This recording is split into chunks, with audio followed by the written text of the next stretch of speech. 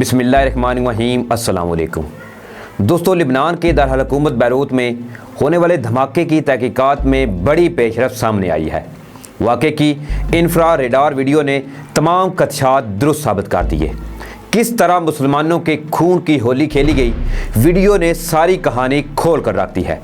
खित्ते में इसराइल और अमेरिका के खिलाफ बड़ी जंग छेड़ने का इम्कान बढ़ गया।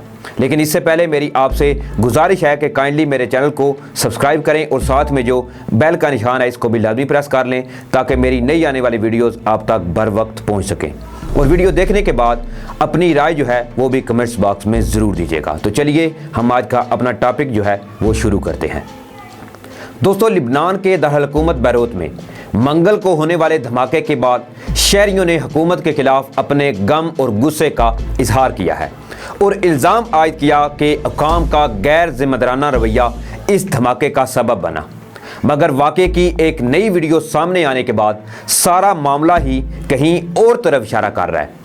लिबनानी सदर मिशेल औन ने कहा था कि धमाका बंदरगाह के नज़दीक मौजूद एक गोदाम में रखे गए 2700 टन अमोनियम नाइट्रेट की वजह से हुआ है। इस धमाके में अब तक 135 अफराद हलाक हुए हैं और 4000 से ज़्यादा जो अफराद हैं वो ज़ख्मी होने की भी इतलात हैं। धमाके के बाद मुल्क में 2 हफ्ते के लिए हंगामी हालत नाफिज कर दी गई है, जबकि 3 रोज़ा सोग भी मनाया गया है। दोस्तों, इस धमाके के बाद बैरूत रो रहा है, बैरूत चीख रहा है, लोग गुस्से में हैं और अब वो थक गए हैं। लेकिन इन पर यह जुल्म कैसे हुआ, सब कुछ अब हकीकत जो है वो बिल्कुल सामने आ गई है। दोस्तों, धमाका बैरूत की बंदरगाह के इलाके में एक गोदाम में 4 अगस्त को मंगल की शाम मकामी वक्त के मुताबिक 6 बजे के बाद हुआ और ये इतना शदीद था कि पूरा शहर हिल कर रह गया। इसकी शिद्दत नाज़रीन इतनी थी कि इसके असरात 240 किलोमीटर दूर मशरकी बहिरा रूम के मुल्क कब्रस में भी महसूस किए गए, जहां लोगों ने इसे ज़लज़ला समझा। बरतानवी यूनिवर्सिटी शेफील्ड से मुंसलिक माहिरीन का अंदाज़ा है कि बैरूत धमाके की शिद्दत उस जोरी बम की शिद्दत का 10वां हिस्सा थी जो दूसरी जंग अजीम के दौरान जापान के शहर हिरोशिमा में गिराया गया था और बिलाशुबा यह तारीख का सबसे शदीद गैर जोरी धमाका था। इस धमाके से बंदरगाह और इसके नवाह में बड़े पैमाने पर तबाही हुई है और कारोबारी और रहायशी इमारतें और गाड़ियां तबाह हो गई हैं। दोस्तों, इस धमाके की कई एक वीडियोस सोशल मीडिया पर वायरल हैं, जिनमें देखा जा सकता है कि धमाके से कबल उस जगह पर आग के शोले फिजा में बुलंद हो रहे हैं और साथ में पटाखे चलने की आवाज़ जो है वो भी सुनाई दे रही है। फिर बाद में अचानक एक ज़ोरदार धमाका होता है जिससे हर तरफ तबाही के मंजर सामने आ जाते हैं। इस धमाके के फौरी बाद इसराइल की तरफ से उंगलियां उठाई गई, लेकिन इसराइल ने इस वाक़े से मुकम्मल लातअल्लुकी का इजहार कर दिया। मगर अमेरिकी सदर डोनाल्ड ट्रंप ने मिलने वाली इतलात की रोशनी में इस वाक़े को लिबनान पर एक हमला करार दिया और कहा कि ये धमाका किसी बड़े हमले की वजह से हुआ है। डोनाल्ड ट्रंप के दावे की तस्दीक इस अफसोसनाक वाक़े की सामने आने वाली एक नई वीडियो ने कर दी है। ये वाक़या एक मिसाइल हमले का नतीजा है। मुत्तहिदा अरब अमारात की शहज़ादी हिंद अल कासमी से तो आप बखूबी वाकिफ़ होंगे। ये वही शहज़ादी हिंद अल कासमी हैं जिन्होंने भारत में मुसलमानों के साथ होने वाले इम्तियाजी सलूक पर आवाज़ उठाते हुए भारतीयों को अरब सरजमीन से निकालने की धमकी तक दे डाली थी। अब शहज़ादी हिंद अल कासमी ने अपने ट्विटर अकाउंट से बैरूत धमाके की एक इंफ्रा रेड वीडियो शेयर की है, जिसने इस वाक़े से मुतल्लिक़ नाज़रीन सारी कहानी जो है इसको बिल्कुल खोल कर रख दिया है। आपको इंफ्रा रेड टेक्नोलॉजी के बारे में पहले बताते चलें कि इंफ्रा रेड टेक्नोलॉजी के ज़रिए कहीं भी लगने वाली आग के अंदर से जलने वाली चीज़ों का पता लगाया जाता है। यूँ कहिए कि आग बुझाने वाला अमला इस टेक्नोलॉजी को लेकर ये जान सकता है कि आग के शोलों में कौन जल रहा है। शहज़ादी हिंद अल कासमी ने जो वीडियो शेयर की है इसमें पहले दिखाया जा रहा है कि उस मकाम पर आग भड़की हुई है, लेकिन अचानक फिर एक तरफ से मिसाइल आकर इस मकाम पर गिरता है, जिसकी वजह से एक ज़ोरदार धमाका हो जाता है। इस इंफ्रारेड वीडियो से नाज़रीन ये बात साबित हो गया कि बैरूत में होने वाला बड़ा धमाका एक सोची समझी साजिश थी। दोस्तों, अब अगला सवाल ये पैदा होता है कि आखिर इस हमले का मकसद क्या था और इस हमले के पीछे किसका हाथ है। नाज़रीन, यहाँ पर इस बात का जिक्र करना भी लाजमी है कि इस वाक़े के چند دن قبل ہی اسرائیلی وزیر اعظم نیتن یاہو نے لبنان میں موجود حزب اللہ تحریک کو دھمکی دی تھی کہ وہ اسرائیل پر ہونے والے کسی بھی حملے کا پوری شدت کے ساتھ جواب دیں گے، لیکن حیران کن طور پر اس واقعے کے فوری بعد اسرائیلی وزیر اعظم نیتن یاہو اپنی اس دھمکی سے بھی مکر گئے، لیکن امریکی صدر کی جانب سے اس واقعے کو تحقیقات سے قبل ہی حملہ قرار دے دیا گیا۔ دوستو، مشرق وسطیٰ میں سنی اور شیعہ مسلمانوں کے درمیان کئی دہائیوں سے کشیدگی پائی جاتی ہے۔ لبنان بھی اسی کشیدگی کا ہی ایک حصہ ہے۔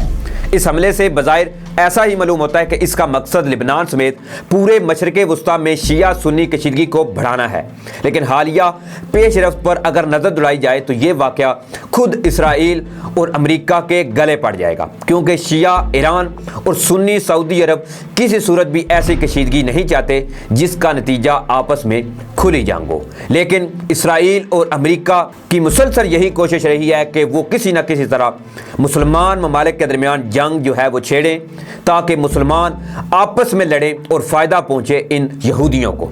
کیونکہ ناظرین، آپ کو پتہ ہے کہ مشرق وسطیٰ میں ایران، اسرائیل اور امریکہ کے درمیان کشیدگی پچھلے کچھ دنوں سے، میں اس پر مکمل آپ کو میرے چینل پر ویڈیو موجود ہیں، جن بھائیوں نے نہیں دیکھی وہ جا کے دیکھ سکتے ہیں کہ میں نے تفصیلاً بتایا ہے کہ ایران، امریکہ اور اسرائیل میں کشیدگی جو ہے وہ اس وقت انتہا کو پہنچ چکی ہے۔ اس کے جواب میں پہلے آپ نے دیکھا کہ ایران میں سائبر اٹیک ہوئے، پھر ان کا رد عمل دیکھنے میں آیا کہ اسرائیل کی جو واٹر تنصیبات ہیں ان پر بھی حملہ ہوا۔ اس کے علاوہ امریکہ کی ریاست میں کئی ایک دھماکے ہوئے، لیکن کسی ملک نے یہ تسلیم نہیں کیا کہ فلاں ملک پر ہم نے حملہ کیا ہے، لیکن اندر ہی اندر یہ باضابطہ ذرائع سے یہ خبریں سامنے آتی رہی ہیں کہ اسرائیل جو ہے وہ مدد کرنا چاہتا ہے ڈونلڈ ٹرمپ کی۔ ڈونلڈ ٹرمپ کیونکہ الیکشن جو ہے امریکی وہ اب بالکل قریب آ چکے ہیں، اور ان الیکشنز میں اسرائیل یہ چاہتا ہے کہ ڈونلڈ ٹرمپ جو ہے وہ کامیاب ہو، کیونکہ ڈونلڈ ٹرمپ ان کا حمایتی ہے، اور اگر ڈونلڈ ٹرمپ ہار جاتے ہیں تو ان کی جگہ نئے جو صدر ہوں گے امریکی وہ ہوں گے جو بائیڈن، اور جو بائیڈن جو ہے فلسطین اور مسلمانوں کے لیے ایک خاصا درد محسوس کرتے ہیں، اور یہ مسلمانوں کے لیے ایک پازیٹیو سائن محسوس کیا جا رہا ہے کہ جو بائیڈن آنے سے مسلمانوں کو جو مشکلات پیش آتی ہیں امریکہ میں یا اسرائیل کی جانب سے یا دوسرے ممالک کی جانب سے، وہ انشاءاللہ جو بائیڈن کی طرف سے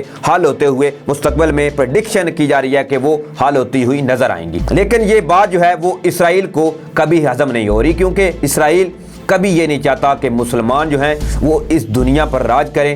یہود جو ہے، یہود کا مقصد یہی ہے کہ مسلمانوں کو دباؤ، مسلمانوں پر حکومت کرو، اور صرف آل یہود جو ہیں انہی کی حکومت ہو، لیکن اب ایسا نہیں چلے گا۔ انشاءاللہ اللہ تعالیٰ کے فضل و کرم سے مسلمان ممالک جو ہیں اللہ تعالیٰ کرے کہ یہ آپس میں مل بیٹھ کر یہ جو مشکلات ہیں، آپس میں تھوڑی بہت ٹینشنز ہیں سعودی عرب کی یا ایران کے ساتھ ہے، وہ بھی آپ دیکھ رہے ہیں کہ آپس میں ثالثی جو ہے متحدہ عرب امارات، سعودی عرب اور ایران کی ہوتی ہوئی نظر آ رہی ہے، اور یہ ایک یقینی طور پر بہت ہی بڑی شکست ہے امریکہ اور اسرائیل کے لیے۔